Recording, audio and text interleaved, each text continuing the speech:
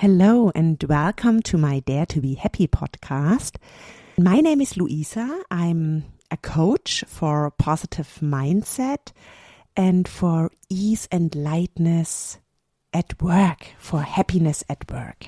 Today, I want to talk about something very personal, something very relevant nowadays. Something which is super important for each individual and especially as well in our work environment. Doesn't matter if you are employed in a big organization, if you are self-employed, if you're working in a smaller team. Especially a lot of women, but as well some men, have a topic with this. So it is about self-confidence. So what is self-confidence? And I want to tell you a little bit why I picked that topic for today. In the last couple of weeks, I did a lot of Hogan debriefs and coachings. And during these, I noticed that this topic of self-confidence is really big and out there. And I was wondering why, and I can relate a lot to it. So I was never the biggest winner when it was about self-confidence. Nevertheless, I built it up over time in several areas, in several parts of my life. And now I would consider myself mainly as self-confident, but I still have here and there some doubts. And I was wondering, why is it such a big topic? And especially as well in higher level positions, really in the leadership positions, there are a lot of people, women, especially as well in middle management, who have an issue with self-confidence. So I noticed that over the last couple of months, and I really want to talk about it because there are some little things you can do, and I want to share them with you today, which can grow your self-confidence. So before I do that, I want to tell you a little bit what self-confidence is. So it is the confidence in your own abilities, capabilities, as well decisions. So it is really describing how convinced you are that you can manage any kind of difficult situations, challenges, that you are able to achieve whatever you want to achieve. So people who have a high self-confidence believe in themselves and their capabilities. They believe in that they will be successful in all the different areas of their life. And they usually are also more content and more happy. So that's why it's so important when we talk about ease and happiness at work, in your life, positive mindset. It's so important to have a good self-confidence. It doesn't need to be huge in terms of you need to have a huge ego. No, that's not about it. It's just a healthy self-confidence in you and your capabilities, in your decisions, in everything what you do, what you decide, etc. So I want to give you, let me see, around, let's say, I guess 8 tips how you can, very practical tips, how you can kind of develop more self-confidence. So the first one I want to say is put yourself small, tiny and achievable goals. So ideally you take something which you are doing already 80%, but your goal is to do it 100%. So I give you an example of a just recent conversation I had with somebody. They said, I want to improve my sleep. And I said, yeah, okay. And what is it you want to do about it? Let me think. I wanna stop my mobile phone time 1 hour before I go to sleep. Because we all probably know that when you have your mobile phone right before you go to sleep, you have this blue light, which makes you more active and makes you sleeping a little bit worse. Yeah. So that person said, so I want to do that. And then I asked that person, so how often are you already achieving that in a 7-day week? Yeah, maybe 4 times. And I said, okay, and are you thinking it's realistic to achieve it now 7 times a week? Yes, it is. So what I want to say with that, ideally you take something which you have already achieved, but not in the size you want to achieve it. So ideally, I say usually you have achieved it already 80%, and now you want to go for the 100%. So why I'm saying that? Because we are working here on your self-confidence. So it needs to be something which is really achievable in an easy way, which means if you already manage to do it 80%, you will manage to do it 100%. And then you do it at least for 2 months. So that means you are creating that confidence in yourself because you put yourself a goal and you achieve it. And you ideally start with tiny goals, little things like the example I gave you. And then when you get and when you grow the confidence that you can achieve these little things, you may increase the little goals to medium goals. I think you got the idea of it. The second kind of tip and trick, we say in Germany, is talk positively with yourself. And we had that already when I talked about positive mindset in general, but it is also when it comes to self-confidence so important that you listen to your inner voice. You listen to your inner voice, and whenever you have a small critic inner voice, try to talk positive. So we always have this fight in our brain, right? The critical or the little critical animal or person in your brain tells you something, some critic or some fear or whatever it is, to protect you, which is okay. So you can tell them, it's okay, thank you that you want to protect me, but now I want to do this, and I know I can do this, and I will do this. So try to overcome that little critical in your brain, in your head, with something positive, but acknowledge first that it's okay and thank you, but now I don't need this critic. So now I want to be positive, right? Remember yourself as well on things you have achieved already.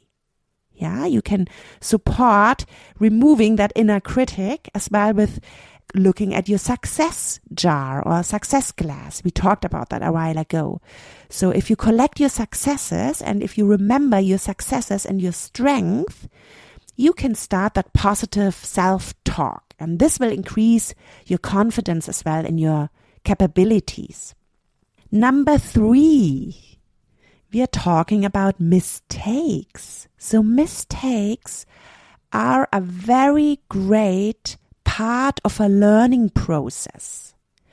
So instead of saying, oh wow, that didn't work, so I rather stop, you would say, okay, interesting, it didn't work. Why didn't it work? What do I learn from it? And how do I want to move on with it? So each little mistake or something which didn't go as you expected it goes is an opportunity to develop yourself, to develop whatever you have been doing and finding a different solution. So this is also very well connected with a positive mindset that when something occurs, which is a little obstacle, rather take it as an opportunity. Yeah, so try to learn from your mistakes. Number 4, also going very well together with a positive mindset. It's about your body language. Did you know that your body language can influence heavily your self-confidence?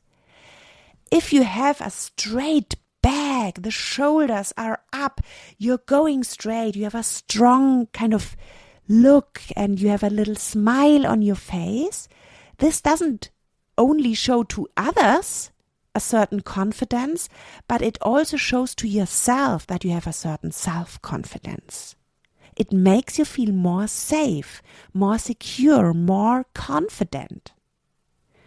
So always reflect on how is your body language. The number 5 I want to tell you, and you have heard that as well when we talk about growth, it's try to move out of your comfort zone on a regular basis. Be careful to do it in a guided way and not move out too far, because then you will go to the panic zone. That's not what we want. But try on a regular basis to do something new. Something you always wanted to do, but something what you didn't do so far because you didn't dare. Something what you might feel, where you might feels a little bit unsecure, unsure, or not used to. This is how you can widen your comfort zone. So it could be something simple as you're going alone to a cafe, sit there, order a cappuccino or whatever you want to drink, sit there alone and drink coffee alone. I started to do these kind of things when I was traveling, when I was living in different countries. I didn't have a lot of friends yet. So rather than sitting at home and staying in my comfort zone, what I did, I went out for dinner by myself. When I'm traveling by myself for work, going to the breakfast in the morning alone is something you can grow on. After a while, it is very normal for you. But the first time, it is always a little bit strange. But with these kind of moving out of your comfort zone, you will widen also your confidence in yourself. Then I have another very, very simple, easy way how you can grow your confidence, your self-confidence. Super easy. Try to surround yourself with positive people, with people who support you, people who believe in you. This can really grow your self-confidence, because we also need that positive reminder, or that positive, that feedback from others and from people which we love, people where we say, wow, we respect these people. So try to surround yourself with positive people. Try to avoid negative and toxic relationships, because they will really reduce your self-confidence. And I have 2 more, which I want to share with you. The next one is really about your strength. And the 7+1 secrets of being happy, successful, in your job and having the job or doing the job with a certain ease is focusing on your strength. But in order to be able to do that, and this is also when it comes to growing your self-confidence, you need to identify your strength, and you can even grow your strength. First of all, identifying the strength is sometimes not so easy.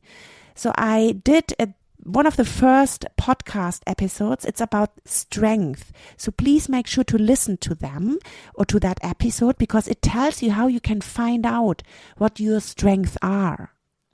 If you want to do a proper and very scientific analysis, let me know. I am doing Hogan assessments, so you can also identify your strengths, how they are perceived by others. Let's going back to try to identify your strength and try to grow them. If you grow, or if you know in which areas you are strong and where you feel yourself super safe, and you're working on them, and you can putting them or using them in your day-to-day life, but as well in the business, you will definitely grow your self-confidence, because people will notice, wow, she is super creative. She can find solutions in a quick way. She can even paint a great drawing and all of that. And the last little strategy is very simple, or very maybe something we might not even think about when we talk about self-confidence. But if you take care about your physical and mental health, that can also grow your self-confidence. For example, if you on a regular basis do sports or move yourself or have a very healthy kind of food or healthy nutrition, you have enough sleep. So whenever you are at your best physically, but as well mentally, this will also be positive for your self-confidence, because if you feel good in your body, it also gives you a different feeling of your body, of what you can, what you are able to do, and that creates more confidence in yourself. So these are kind of little tips and tricks how you can grow your self-confidence. And this is really something where I would say these are super simple things you can integrate into your day-to-day life, into your job. And I would encourage you to do that. And yeah, but if you need support, if you don't know, hey, how can I change my environment because I only have toxic people around me, or you can't understand which are your strengths, or you don't know how to talk positively to yourself and what is the best way of how to set small reachable goals for yourself, whatever it is, wherever you need to support, let me know. I'm happy to have a little conversation with you. First conversations with me are always without any cost. It's really about understanding what you need and supporting you in a first step. So please let me know. And it would be also great if you can share this episode with somebody you feel they would be benefiting from it. Please put a like to it, and yeah, you can also save it and leave a comment. That would be really great. So with that, I could reach more people. Yeah, and now I would say thanks for listening. I hope it was insightful for you, and I hope you could take something out for you. And yeah, see you soon. All the best for you. Ciao.